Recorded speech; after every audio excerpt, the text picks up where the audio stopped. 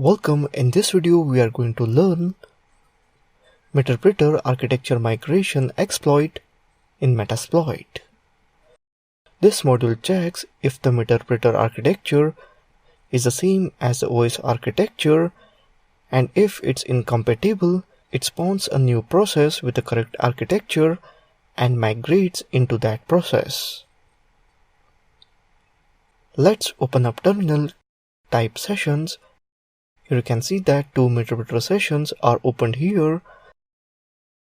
Now I'm going to search arc migrate post exploitation module. Type search arc migrate. Here you can see that arc migrate module path as post/windows/manage arc migrate.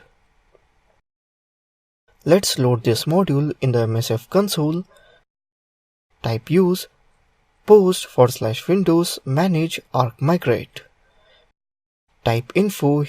Here you can see that module information, some module options, exe executable to start migrate, fallback selected executable does not exist, session as session to run this module, and so on.